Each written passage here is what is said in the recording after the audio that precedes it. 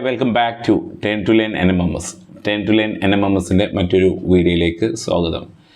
ഈ വർഷത്തെ Nmms പരീക്ഷ നവംബർ 16-ന് നടക്കാൻ പോകുന്നതാണ്. 2024 നവംബർ 16 ശനിയാഴ്ചയാണ് ഈ വർഷത്തെ Nmms പരീക്ഷ. ഇനി കഷ്ടിച്ച് 40-ൽ താഴെ ദിവസങ്ങൾ മാത്രമാണ് ഉള്ളത്. അപ്പോൾ അതുകൊണ്ട് തന്നെ നമ്മുടെ 10 to Learn ഈ Nmms പരീക്ഷയ്ക്ക് വേണ്ടിയിട്ടുള്ള കൗണ്ട് ഡൗൺ സ്റ്റാർട്ട് ചെയ്യാണ്. അപ്പോൾ ഇന്ന് മുതൽ നമ്മുടെ കൗണ്ട് ഡൗൺ ആരംഭിക്കുകയാണ്. അപ്പോൾ ഓരോ ദിവസവും കൃത്യമായിട്ടുള്ള പ്ലാന് സ്ട്രാറ്റജീസ് ആണ് നമ്മൾ ഈ കൗണ്ട് ഡൗണിലൂടെ നമ്മൾ ഉദ്ദേശിക്കുന്നത്. അപ്പോൾ ഇന്ന് പ്രധാനമായിട്ടും നിങ്ങളോട് പറയാൻ ഉദ്ദേശിക്കുന്നത് Nmms-ന് വേണ്ടിയിട്ട് നിങ്ങൾ പഠിക്കുന്ന ഈ സമയത്ത് എന്ത് പഠിക്കണം, എങ്ങനെ പഠിക്കണം എന്നുള്ള കൺഫ്യൂഷനുള്ള ആൾക്കാർ ഇപ്പോഴും ഉണ്ടാവും. അപ്പോൾ അവരോട് പറയാനുള്ളത് Nmms എന്നുള്ളത് നിങ്ങൾ പഠിക്കുന്ന പാഠഭാഗത്തെ ബേസ് ചെയ്തിട്ടുള്ള ചോദ്യങ്ങളാണ്. കഴിഞ്ഞ Nmms പരീക്ഷയുടെ ക്വസ്റ്റ്യൻ പേപ്പർ നോക്കുന്ന സമയത്ത് നിങ്ങൾ കണ്ടിട്ടുണ്ടാവുക. ചില ചോദ്യങ്ങൾ മാത്രം കുറച്ച് അപ്ഡേറ്റഡ് ആയിട്ടുള്ള ചോദ്യങ്ങളായിട്ട് വന്നിട്ടുണ്ടാവും. എന്നാലും അതിൻ്റെയൊക്കെ ബേസ് എന്നുള്ളത് നിങ്ങളുടെ ടെക്സ്റ്റ് ബുക്കാണ്.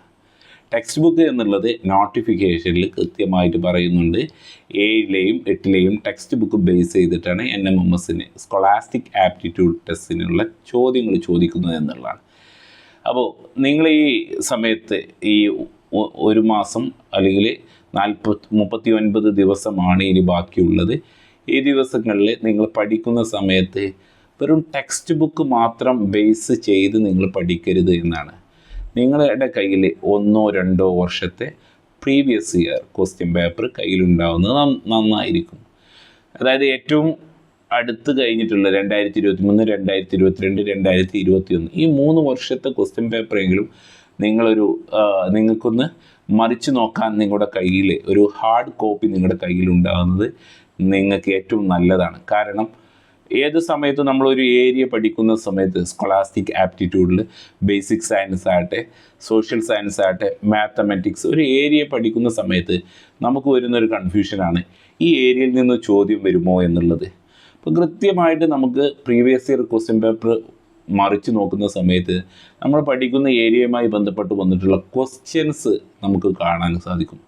ഇത്തരത്തിലുള്ള ക്വസ്റ്റ്യൻസ് കണ്ടാൽ നമുക്ക് ഇന്ന രീതിയിലാണ് ക്വസ്റ്റ്യൻസ് ചോദിച്ചിട്ടുള്ളത്.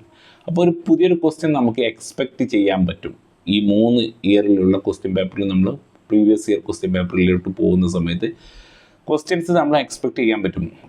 ഈ പ്രാവശ്യം ഈ ഏരിയയിൽ നിന്ന് ഇങ്ങനൊരു ചോദ്യം എക്സ്പെക്റ്റ് ചെയ്യാം. ഇങ്ങനെ ഒരു Nmms പോയിൻ്റ് ഓഫ് വ്യൂവിലാണ് നമ്മൾ സാറ്റിന് സ്കോളാസ്റ്റിക് ആപ്റ്റിറ്റ്യൂഡ് ടെസ്റ്റിന് പ്രിപ്പയർ ചെയ്യേണ്ടതായിട്ടുള്ളത്. അതേപോലെ ഈ 3 വർഷത്തെ മെൻ്റൽ എബിലിറ്റി ടെസ്റ്റിനും 3 വർഷത്തെ മെൻ്റൽ എബിലിറ്റി ടെസ്റ്റിൻ്റെയും ക്വസ്റ്റ്യൻ പേപ്പർ ബേസ് ചെയ്തിട്ട് വേണം നിങ്ങളുടെ പ്രിപ്പറേഷൻ.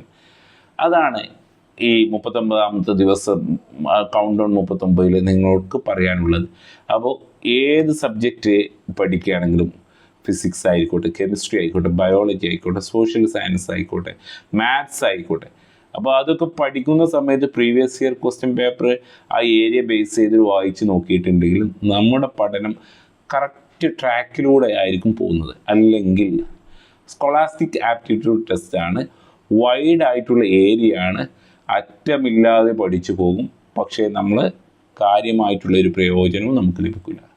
ഈ പ്രയോജനം ലഭിക്കുന്നതിന് വേണ്ടിയിട്ടാണ് നമ്മൾ പറഞ്ഞിട്ടുള്ളത് പ്രീവിയസ് ഇയർ ക്വസ്റ്റ്യൻ പേപ്പർ അത് ഹാർഡ് കോപ്പി ആയിട്ട് കയ്യിലുണ്ടായിരിക്കുന്നതാണ് ഏറ്റവും നല്ലത്.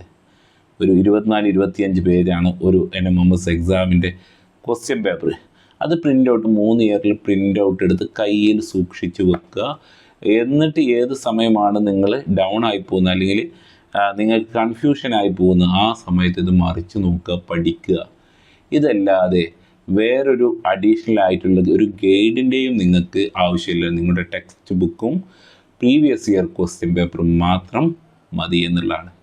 ഓക്കെ, അപ്പോൾ ഈ രീതിയിലാവണം പഠനം. ഇനിയുള്ള ദിവസങ്ങൾ ഇങ്ങനെയൊന്ന് പഠിച്ച് നോക്കും, നന്നായിട്ടുള്ള മാറ്റം കാണാം. അപ്പോൾ നാളത്തെ വീഡിയോയിൽ നമുക്ക് വീണ്ടും കാണാം.